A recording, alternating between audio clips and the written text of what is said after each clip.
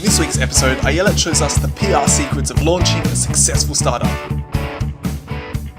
Welcome to our new web series. I'm Joel from Depulse, and we're the simplest project management tool out there. And because thousands of our users are booming startups, what I thought I'd do is I'd go around and interview industry leaders in the startup world and get really valuable, actionable information and tips about launching startups, growing startups, and everything in between. I'm here with the gorgeous Ayelet Noff from Blonde 2.0. She's the founder and CEO. It's a international award-winning PR agency across 2 continents. All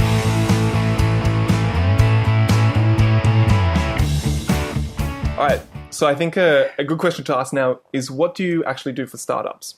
There's something called the PESO model, which I'm not sure if you're familiar with. The PESO model is it stands for paid, earned, shared, and owned.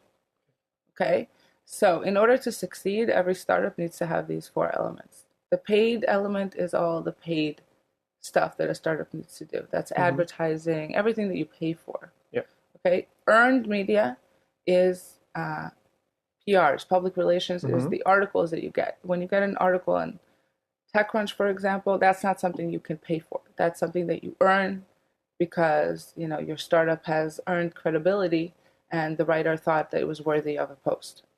Okay. Because that's probably the purest form of advertising or marketing, if you will. All right. Then there's owned media, which is your blog, podcast, everything that's owned by the startup. And then there's shared, which is, you know, Facebook, Twitter, all of your shared elements. In order to succeed, a startup really needs to have all these 4 elements together.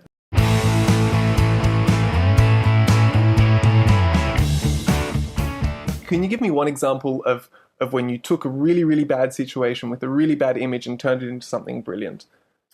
Well, I don't think it's something, it was a bad situation. Okay. I think we were just starting out. You know, a lot of these companies that I work with, they're starting out from scratch. Nobody knows the brand. That's the problem. I guess no image is worse than a negative image. No, it's not worse. It's better. Okay, all right. It's probably better. I've been in that situation too. But, Okay. you know, no image means basically blank slate that you can start from zero and build whatever positioning you want. So a great example is Yo, which a lot of people know today.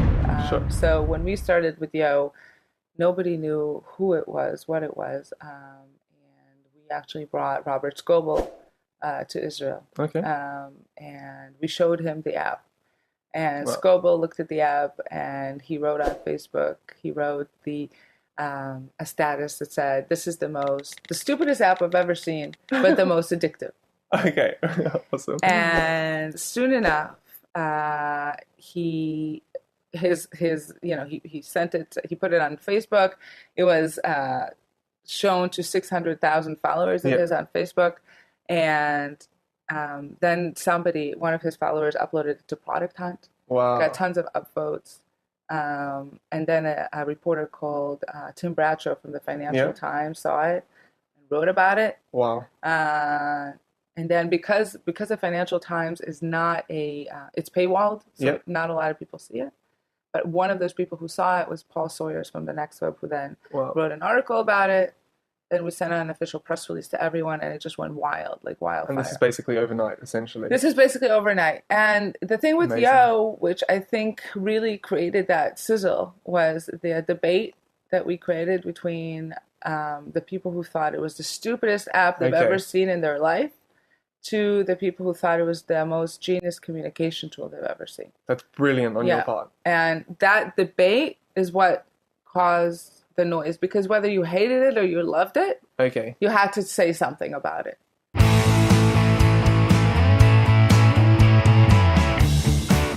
What discussion should I be having with the PR agency to know that we're a fit, to know that this is the agency for me? So talk to references. Go take a look at their Facebook page. Take a look at, you know, what coverage they usually get. Like, for example, you can go and see who their portfolio is, and then do a search on every one of those companies and see how many search results you see. How many articles do you see on the web that have been written about these companies in the last few weeks or the last few months? That's good.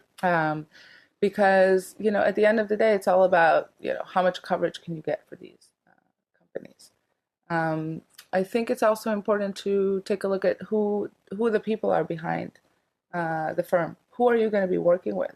Are you going to be working with, the CEO, which is what happens here at Beyond to Zero, Okay. or are you going to be working with some, junior account manager who has no idea what to do? Yeah. So it's always really important to ask who you're going to be working with on a day-to-day basis.